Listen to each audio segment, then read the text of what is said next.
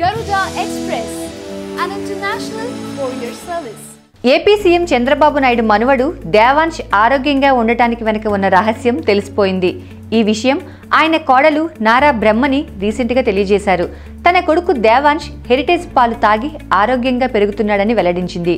Heritage పాలలో కల్తీ వస్తున్నాయన్న తమిళనాడు మంత్రి ఒకరు కామెంట్ చేయగా, హెరిటేజ్లో కల్తీకి తావు లేదని, గత 25 ఏళ్లుగా నాణ్యతకే ప్రాధాన్యం ఇస్తున్నామని ఆ సంస్థ ఎగ్జిక్యూటివ్ డైరెక్టర్ నారా బ్రహ్మని స్పష్టం చేశారు.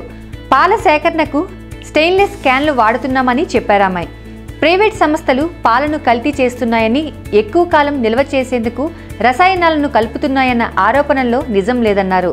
సీఎం చంద్రబాబుతో సహా తమ కుటుంబం మొత్తం హెరిటేజ్ పాలనే ఇంట్లో వాడతామని చెప్పిందామె. తమ 2 ఏళ్ల కుమారుడు దేవాంశుకు సైతం ఆ పాలనే తాగిస్తున్నానని చెప్పారామె. చంద్రబాబు 2700 కిలోమీటర్లు పాదయాత్ర చేసినప్పుడు హెరిటేజ్ పాలు, పానీయాలను సేవించి ఆరోగ్యాన్ని సంరక్షించుకున్నారని ఆమె గుర్తు చేశారు. చెన్నైలో కొత్తగా హెరిటేజ్ కార్యాలయం ప్రారంభం సందర్భంగా ఆమె ఈ వ్యాఖ్యలు చేశారు.